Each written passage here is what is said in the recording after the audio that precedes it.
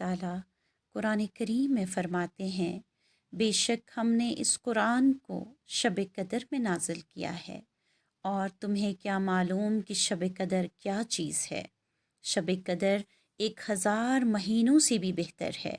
इसमें फ़रिश्ते और रूह अपने परवरदिगार की इजाज़त से हर काम के लिए उतरते हैं। वो रात सरापा सलामती है फजर के तुलू होने तक। मुख्तसर तशरीह। कुरान का नुज़ूल रमज़ान के महीने में शब कदर में हुआ। कुरान के नुज़ूल की वजह से इस रात को 1000 महीनों से अफजल बताया गया। इस महीने को महीनों का सरदार बताया गया। इस मुक़द्दस रात में जिब्रील और फरिश्ते उतरते हैं।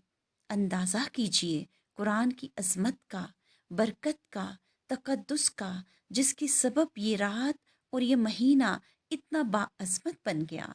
हम इस महीने का इज़्ज़त व एहतराम से इस्तकबाल करते हैं, लेकिन जिस सबब से इस महीने को इतनी इज़्ज़त व बरकत नसीब हुई, यानी कुरान करीम, इसको भूल जाते हैं। हमें ज़रा भी कुरान का एहतराम नहीं।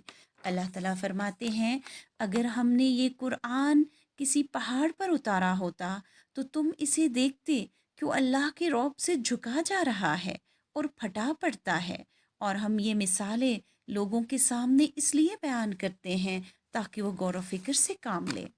इस तमसील का मतलब ये है कि कुरान जिस तरह खुदा की किब्रियाई और इसके हुजूर बंदे की ज़िम्मेदारी व जवाबदेही को साफ साफ बयान कर रहा है, इसका फ़हम अगर पहाड़ जैसी अजीम मखलूक को भी नसीब होता और इसे मालूम हो जाता कि इसको किस रब कदीर के सामने अपने आमाल की जवाबदेही करनी है, तो वो भी खौफ से कांप उठता।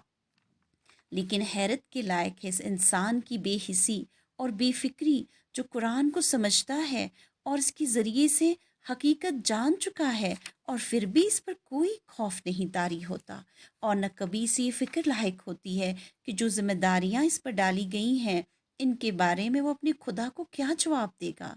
बल्कि कुरान को सुनकर या पढ़कर वो इस तरह गैर मुतासिर रहता है कि गोया वो एक बेजान, वो बेशऊर पत्थर है जिसका काम सुनना और देखना और समझना है ही नहीं।